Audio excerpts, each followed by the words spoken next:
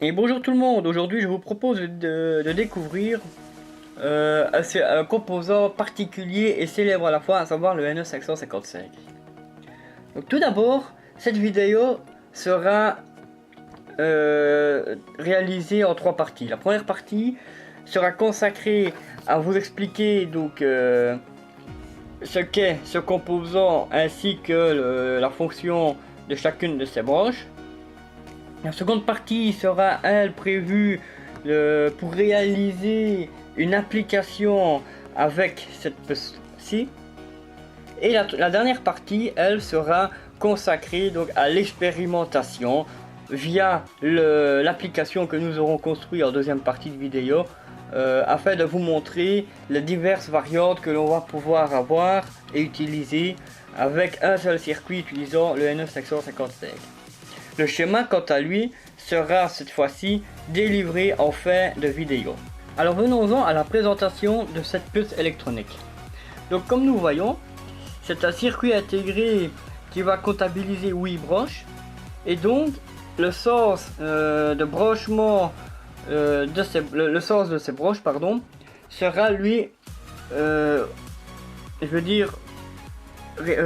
visible au travers, on voit ici un petit détrompeur ou une encoche qui va signaler l'emplacement de la broche numéro 1. Donc la patte 1 sera à gauche de ce détrompeur, à savoir donc ici. Donc ici donc nous avons la patte 1. Juste là en dessous nous avons la patte 2, la 3, la 4, la 5, la 6, la 7 et la 8. Donc ici cette puce, donc le NE555, qu'est-ce que c'est en gros?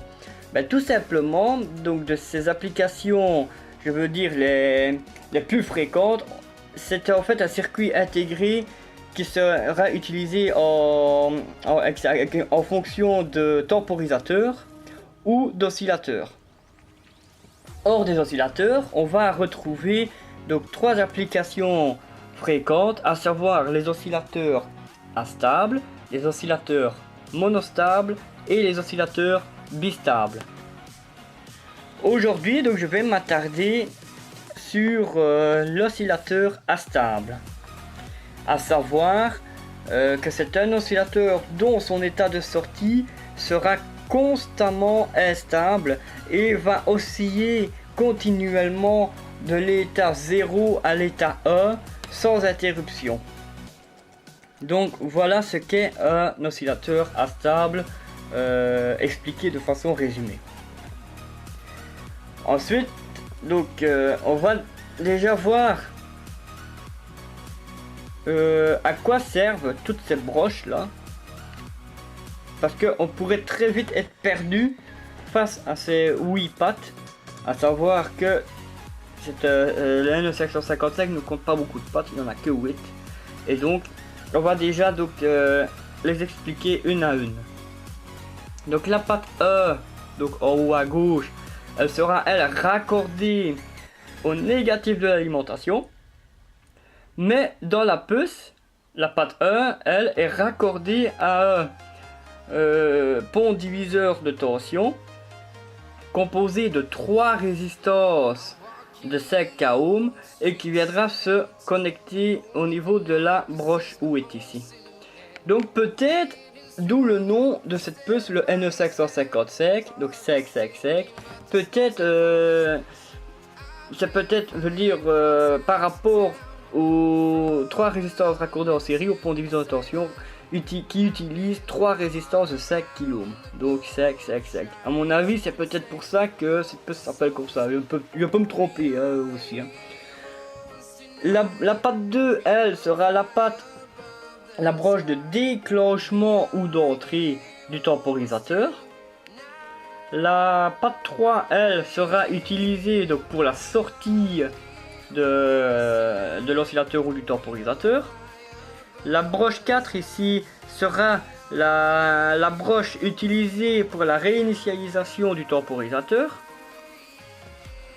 La broche 5 c'est en fait une broche de contrôle qui elle est raccordée aux 2 tiers, oui, aux 2 tiers du pont diviseur de tension, et en même temps à un comparateur intégré dans la puce. La broche 2, elle, est raccordée au tiers du pont diviseur de tension et également à un comparateur intégré dans la puce. La broche 6, elle, c'est une broche de seuil de tension. En général, elle est raccordée avec la broche 2. Et à l'intérieur de la puce, elle est raccordée à la deuxième entrée du comparateur raccordé à la broche 5. La broche 7, quant à elle, sera la broche de décharge d'un condensateur qui sera éventuellement raccordé là dans le circuit. Et à l'intérieur de la puce, la broche 7 est raccordée à un transistor de type NPN qui va conduire la charge du condensateur en question vers la broche 1 qui elle est raccordée tout simplement au négatif de l'alimentation. Et la broche 8, quant à elle, elle sera simplement raccordée au plus ou au positif de l'alimentation. Et à l'intérieur de la puce, la broche 8, elle est raccordée donc à la deuxième extrémité donc, du pont diviseur de tension. Voilà, tout simplement, voilà un peu ce qu'est de façon vulgarisée le NE555. Donc ici, je vais passer maintenant à la réalisation donc de l'oscillateur astable et je vais faire le montage en direct devant la vidéo. Alors voilà donc pour la réalisation donc de cet oscillateur astable, je vais déjà vous montrer les composants que je vais utiliser. Donc déjà en termes de résistance, je vais utiliser donc ici 2 résistances. Attends que la mise au point se fait. Voilà, 2 résistances de 10 kΩ ou 10 kΩ.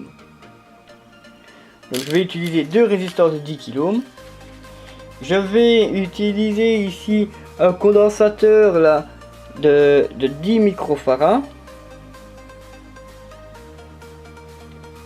J'attends que la mise au point. Ouais, la mise au point ne veut pas se faire, mais bon, c'est à 10 microfarads. Et un autre ici pour après donc un de 10 nanofarads, mais qui sera utilisé que par après lors de l'expérimentation. Donc ce circuit sera lui utilisé, alimenté via une pile de 9 volts. Donc il nous faut un contact à pression. Et donc j'ai oublié aussi de préparer, il faut une LED pour visualiser donc l'effet du montage, hein. Donc tout simplement voilà, une LED rouge ainsi. Et sa résistance talon qui va la protéger, à savoir donc je vais utiliser une résistance là de 470 ohms pour avoir une bonne marge de protection et ne pas risquer de voir la LED se griller. Donc en premier, ce que je vais faire déjà, c'est ponter toutes les broches du circuit intégré qui seront raccordées entre elles. À savoir donc la broche 6 et 2. Donc pour ce faire, je prends donc un petit fil ici. Voilà, un petit fil que j'ai plié de façon à aller donc disposer, donc mettre ici au niveau de la broche 2 et au niveau de la broche 6. Voilà, comme ça elles sont raccordées ensemble. Ensuite, on va donc brancher les broches qui seront raccordées donc déjà aux alimentations, à savoir donc la 8 qui sera raccordée au pôle positif de l'alimentation. Donc voilà, ici et là, voilà. On va brancher donc la broche 1 au négatif de l'alimentation. Ici, ici. Voilà. Ensuite, la broche 4 et 8 sont raccordées ensemble. Donc, et vu que la broche 8 est raccordée au positif de l'alimentation, ce que je vais faire, je vais simplement mettre un cavalier là, un petit fil de la broche 4 au plus de l'alimentation. Voilà, comme ça la broche 4 et 8 sont raccordées ensemble via donc la ligne d'alimentation positive. Donc là voilà, donc tous les pontages de la puce sont réalisés. Maintenant on va commencer donc à raccorder donc les composants autour de ce circuit intégré. Donc on va déjà commencer par aller raccorder une résistance de la broche qui va aller donc de la broche 7 à la broche 8, à savoir une résistance de 10 kΩ. Donc voilà, de cette façon. Ensuite, de la broche 6 à la broche 7, on va aller raccorder donc une résistance de 10 kΩ également. Voilà.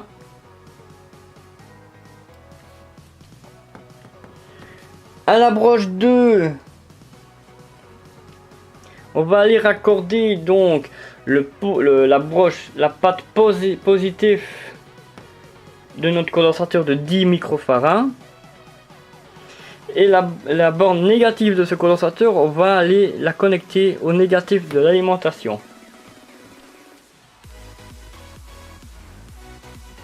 Voilà. Ensuite, nous allons brancher, donc connecter une résistance, là, la résistance de 470 ohms au niveau de la patte de sortie de la puce, donc à savoir la pin numéro 3. Voilà. Et de là, on va de la résistance, on va aller brancher la patte positive là de la LED, à savoir la patte la plus longue. Parce qu'une LED elle a deux pattes, une plus longue et une plus courte. Donc là nous avons la bande positive et là la bande négative, l'anode, la cathode. Donc on va brancher la patte la plus longue à la résistance et la patte la plus courte au négatif de l'alimentation. Là.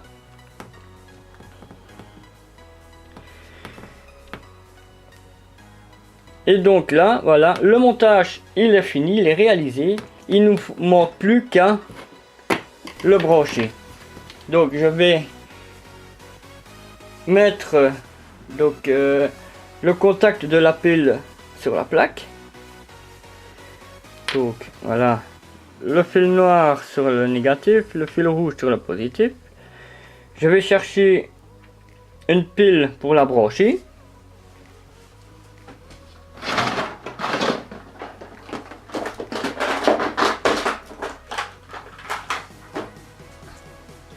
Donc voilà, et quand je vais brancher donc la pile, qu'est-ce qui va se passer? Tout simplement, on va voir la LED ici clignoter. Donc, c'est parti. Voilà. Là, on voit que la LED se met à clignoter. Donc ceci, c'est un oscillateur ou si on veut un multivibrateur instable, du fait que son état est instable continuellement. Donc état 1, état 0, état 1, état 0, de façon successive sans s'arrêter. Jusqu'à que, ben voilà, j'enlève l'alimentation et là le circuit il s'arrête.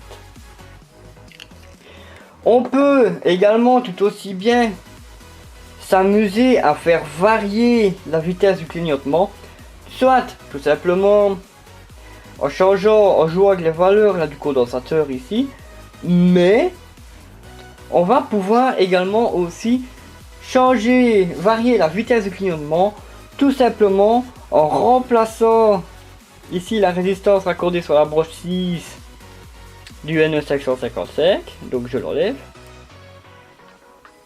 et la remplacer tout simplement par ce composant-ci qui est un potentiomètre.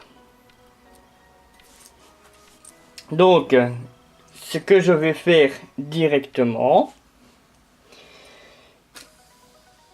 on va donc d'un côté du potentiomètre, on va la raccorder donc sur la broche 7 du NE555.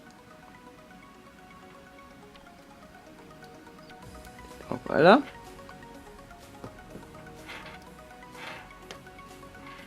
Hop. Voilà. Donc là, le potentiomètre, voilà, je mets la broche de l'extrémité du potentiomètre sur la broche 7 du NE555. Et la borne du milieu du potentiomètre, à savoir son curseur, je vais aller le raccorder sur la broche 6 du NE555. Tout simplement. Donc je vais là ici, fatalement là je suis trop court. Je suis trop court. Mais c'est pas grave, je vais raccorder un fil qui va aller de là jusque là. Donc on va chercher un fil qui serait assez long pour aller de là à là. Donc celui-là est un peu court. Je vais alors voir avec celui-ci. Peut-être que celui-ci sera assez long. Là. Voilà. Donc là.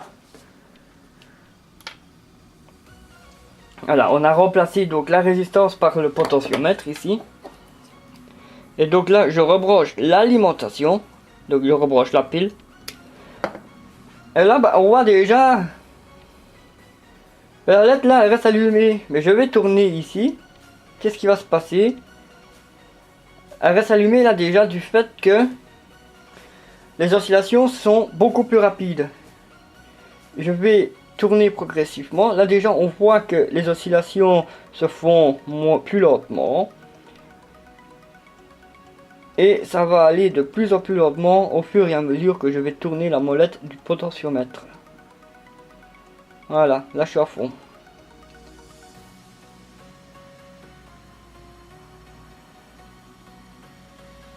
Donc voilà. Mais maintenant, on voudrait, par exemple, ne pas visualiser l'effet, mais plutôt entendre l'effet de ce circuit. Donc, ce qui est tout à fait possible. Pour ce faire, je vais enlever la LED. Là.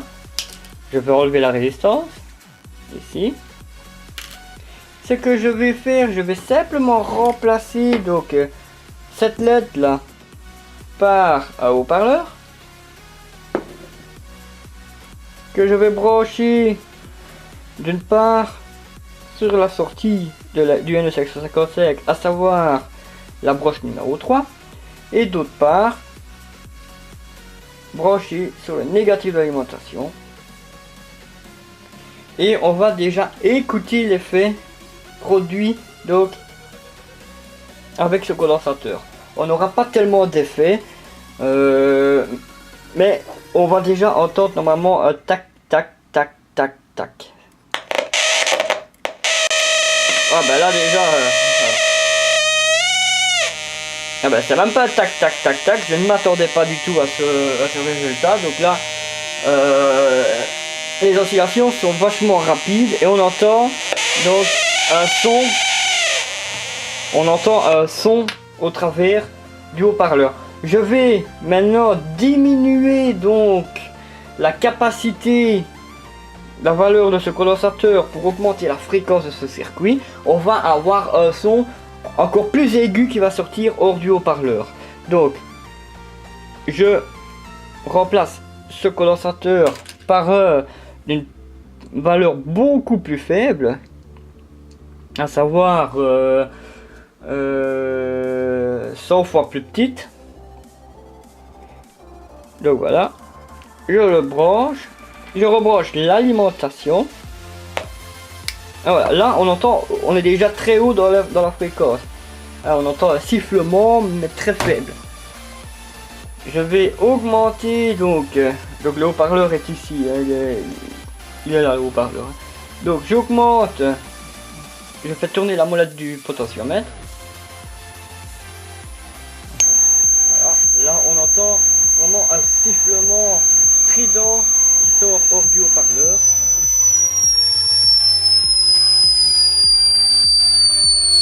Souvenez-vous, quand je tournais tantôt dans ce sens-là, le clignotement de la LED diminuait, il ralentissait. Et dans ce sens-là, le clignotement allait plus vite. Ben là, avec le haut-parleur, le son est plus strident en allant par là, et moins fort en allant par là.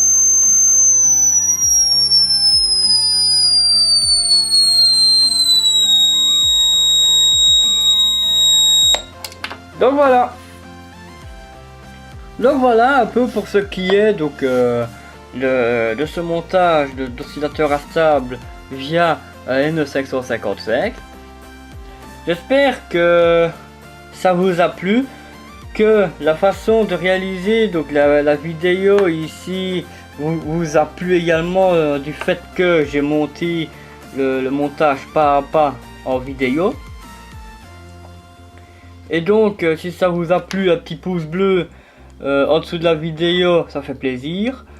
Et s'il y a la moindre question, n'hésitez pas en commentaire, même si il y a quelque chose qui a été dit qui n'a pas été juste, vous pouvez me le faire savoir également via les commentaires. Et donc en espérant que ça vous a plu, je vous souhaite une bonne journée et sera à plus pour les prochaines vidéos de la chaîne Proto Électronique. Voilà, bye.